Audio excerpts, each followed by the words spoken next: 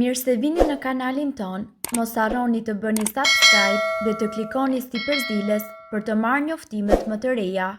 Faleminderit!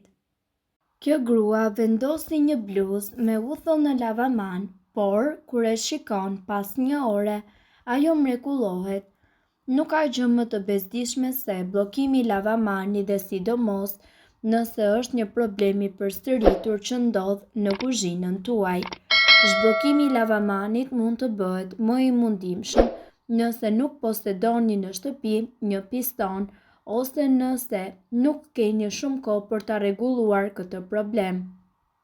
Megjithatë, një truk i miratuar nga një hidraulik profesionist do t'ju ndihmojë në zhbllokimin e çdo lavamani për vetëm 5 minuta pa harxuar shumë. Sipas ekspertit James Kapman, krejt çka ju nevojitet për të zhbllokuar lavamanin është një produkt me kristale sode dhe ujë të vluar dhe sipas tij nuk do t'ju duhej as piston zhbllokues ose ndihmë profesionale. Këto të dyja munden që të pastrojnë në një mënyrë tepër efektive lavamanët e bllokuar.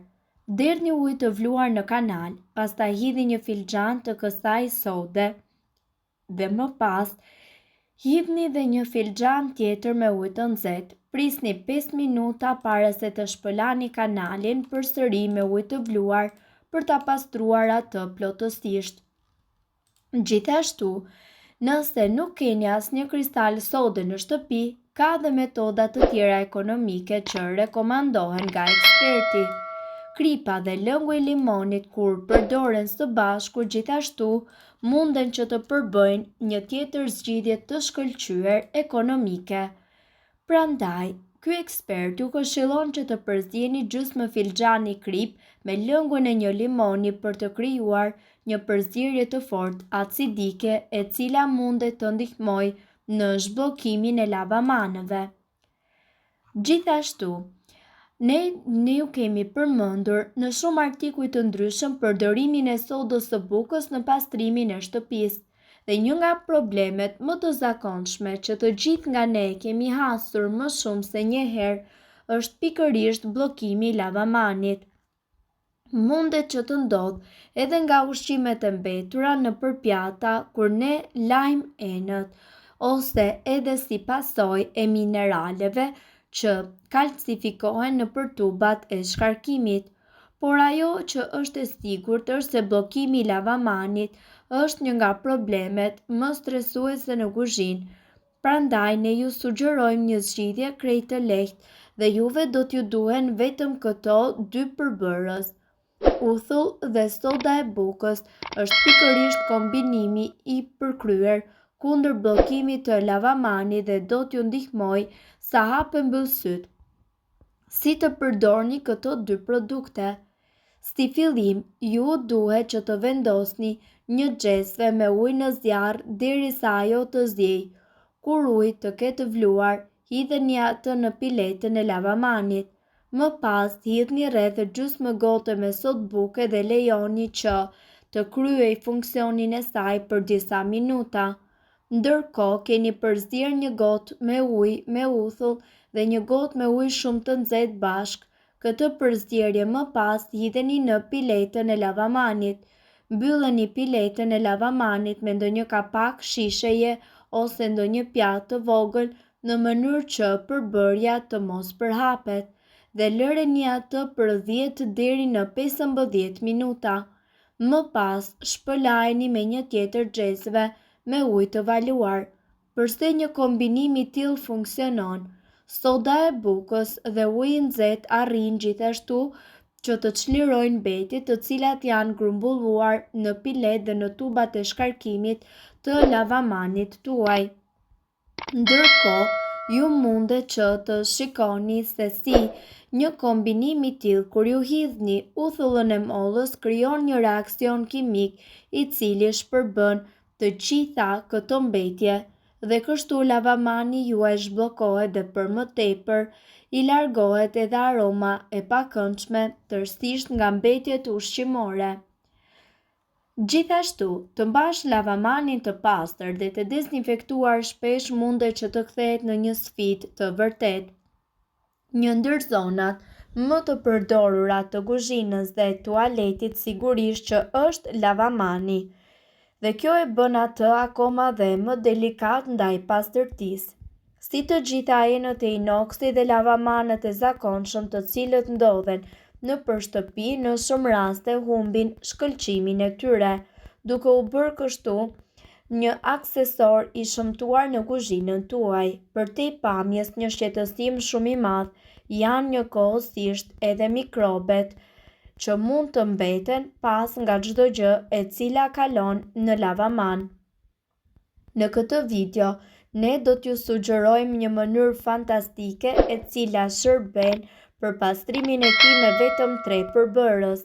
Ne ju këshillojmë të filloni fillimisht me spërkatjen e sodës në të gjithë sipërfaqen e lavamanit. Më pas prisni një limon në 2 pjesë të barabarta dhe shtrydheni sipër vendeve ku keni hedhur më parë sodën e bukës. Me gjysmën e limonit të shtrydhur, filloni që të fërkoni sipërfaqen që doni të pastroni. Përdoreni kështu limonin në vend të sfungjerit të zakonshëm duke ushtruar forcë dhe duke e përhapur atë në të gjithë lavamanin tuaj. Nëse keni një lavaman me 2 hapësira të dedikuara për larje, mund të përdorni një gjysmë limoni për secilën prej tyre. Lëreni më pas sodën dhe limonin që të veproj për disa minuta dhe shpëlani lavamanin me ujë të bollshëm. Për një efekt akoma më dezinfektues, mundet që të përdorni për shpëlarje edhe uthullën e mollës. Pastrimi i tubave të lavamanit. Për të pastruar tubat e lavamanit të cilët shpeshherë bllokohen nga ushqimet dhe mbajnë aromë të keqe, përdorni sërish sodën e bukës. Hidhni disa lugë të mëdha sodë buke te secila nga piletat e lavamanit, që është pjesa nga ku shkarkohet uji.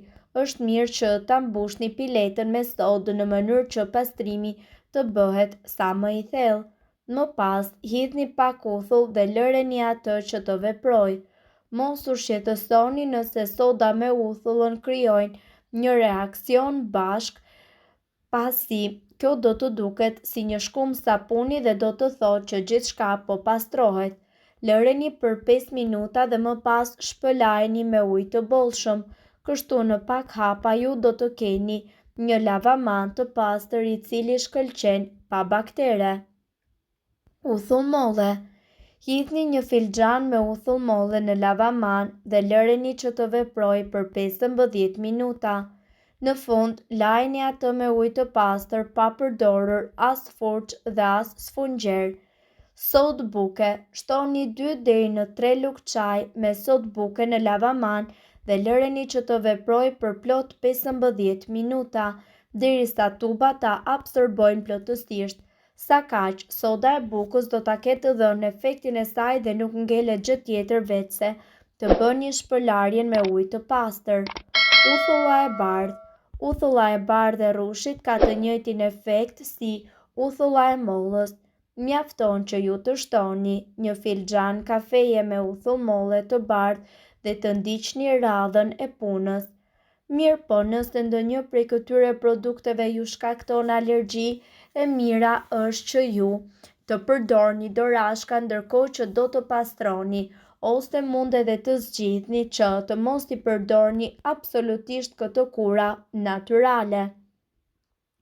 Gjithashtu duhet të dini se këto informacione nuk kanë për qëllim të zëvendësojnë ilaçet e përshkruara nga mjeku. Para se të përdorni këto receta të mjekësisë alternative, ne ju sugjerojmë që të këshilloheni më parë me mjekun tuaj. Nëse doni të dëgjoni videot tona që ne postojmë çdo ditë, kliko subscribe. Ju ftojmë gjithashtu të bëni like në videot tona nëse i keni dëgjuar dhe pëlqyer ato. Faleminderit që e pat videon ton. Shpërndajeni këtë video në profilin tuaj në mënyrë që të informohen edhe shokët tuaj. Faleminderit.